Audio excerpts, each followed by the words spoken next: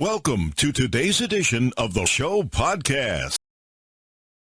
The final season of Infinity Train is sure to be divisive. Not because it's bad, mind you, but because it is very much not a conclusion. The creator of the show, Owen Dennis, has been open about the fact that there were rough ideas for several further seasons, and it shows in the construction of Book 4.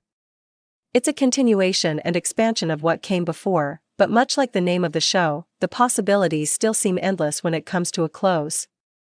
And the fact that we know that this is it, despite the narrative, might leave some a bit sour. Infinity Train, if you are not familiar, is basically about a surreal, seemingly infinite train that people board to sort out their problems, at which point they are assigned a number, and they can't leave until they do sort them out and get said number to zero.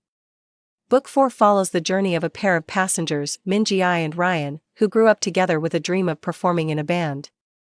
The two have a falling out, but Ryan shows back up in Min-ji-ai's life, and the two of them end up aboard the mysterious train with a twist on previous seasons.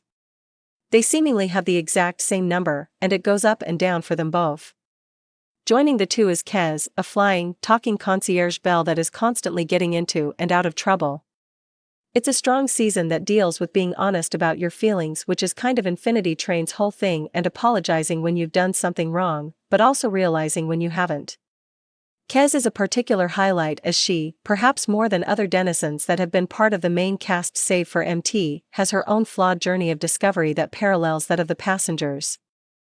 If there is a moral here, which you could arguably say each season has, it is that taking responsibility for your actions is necessary for growth regardless of whether those actions were good or bad.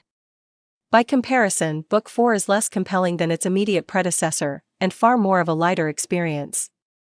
There's plenty of dangerous situations, but nothing on par with the obviously deadly ramifications of Book 3. Nobody's out here threatening to will anyone else, but the emotional ramifications of certain decisions still hit just as hard. Infinity Train, at its best, is about the potential within us all to be better regardless of our individual circumstances. Book 4 takes this premise and makes it into something about the potential within a specific relationship dynamic.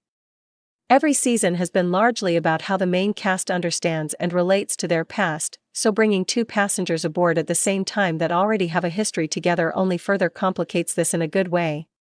The final season isn't going to answer all of fans' burning questions, but it does provide some.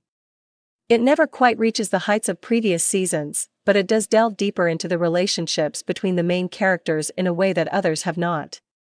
It's a shame that this will be a farewell to Infinity Train, as Book 4 is where the creative team behind it seems to have really hit their stride while also being able to take big swings.